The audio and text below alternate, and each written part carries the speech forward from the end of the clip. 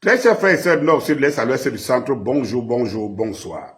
La Chine réclame un nouveau secrétaire général aux Nations Unies. La Chine réclame un nouveau secrétaire général aux Nations Unies.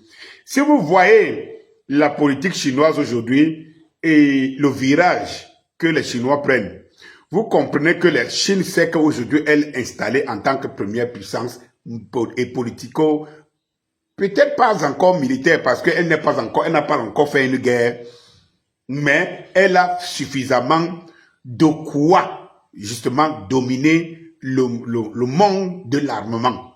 Ça c'est clair, ça c'est indéniable. Mais bon, maintenant, quant à sa puissance, on voit déjà des prémices par rapport au niveau du renseignement et certains de ces bombardiers, certains de ces armes, de ces missiles, antimissiles, portatifs et tout, on voit. Et donc, la Chine ne se contente plus de faire, je veux dire quoi, de parler paraboliquement. La Chine n'utilise plus les paraboles quand elle parle. La Chine parle clairement.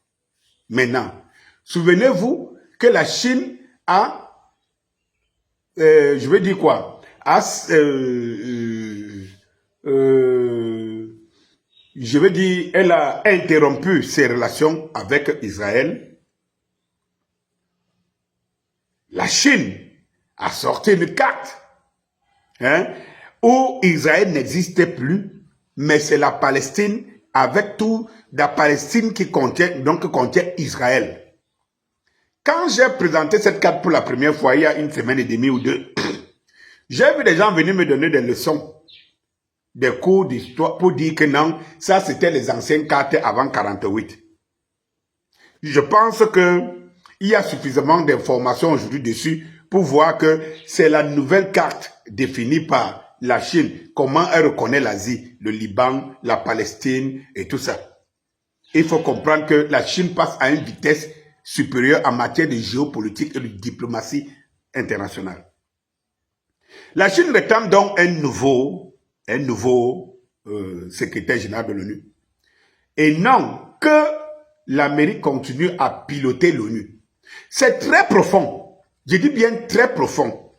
Guterres qui est là, c'est le secrétaire général de l'ONU le plus piètre, qui s'est contenté de bavarder, et son bavardage se limite toujours à un certain niveau.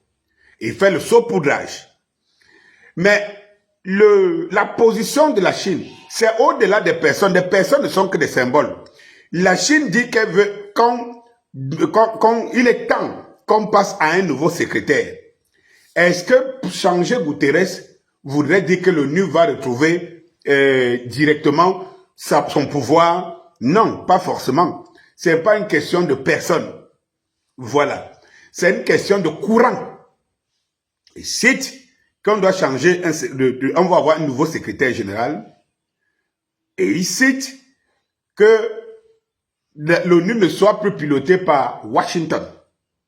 Cela veut dire que ce que la Chine appelle, c'est une nouvelle ONU, une nouvelle organisation dont l'ONU reste, mais il y a un ensemble de traités, de fonctionnement qu'il faut totalement changer parce que, en fait, l'ONU tel qu'il est là est sous domination américaine. L'ONU tel qu'il est là est piloté par les Américains. L'ONU tel qu'il est financé en grande partie par les Américains. Donc quand la Chine dit il est temps de passer à un nouveau secrétaire général, donc un secrétaire général de l'ONU qui aura les pouvoirs, qui sont les pouvoirs donnés par les membres de l'ONU et non dictés par Washington.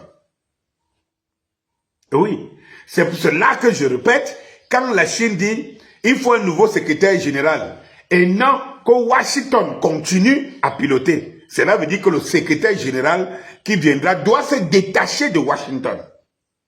Et moi je vais plus loin.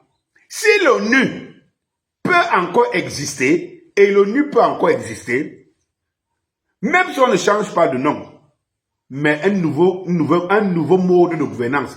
Si l'ONU peut encore exister, on doit déloger l'ONU enlever le siège aux États-Unis et de mettre l'ONU dans un pays neutre, un pays du Sud, qui soit même un petit pays, mais un pays qui n'a pas une influence sur l'organisation.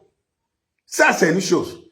La deuxième des choses dont j'ai foi à un ONU, ou alors une ONU, parce que puisque c'est une organisation, version monde multipolaire, c'est que cette nouvelle ONU va faire entrer des forces et le droit de veto ne sera plus, même s'il existerait encore, ne sera plus composé tel qu'il est composé, avec des influences, mais encore un droit de veto américain plus droit que les autres droits de veto, que les 4 autres nations. Oui, on va redéfinir, reconfigurer les Nations Unies pour un monde multipolaire. Les Nations Unies telles qu'elles sont l'ONU, ils sont conçus avec l'esprit d'un monde unipolaire, dirigé et dirigeanté par Washington, par les Américains. Donc la Chine envoie un message à nous et au monde d'interpréter le message. Et comme la Chine se prononce d'une manière claire, alors je puis vous dire une chose. Les choses vont aller vite de ce côté-là. Bonjour.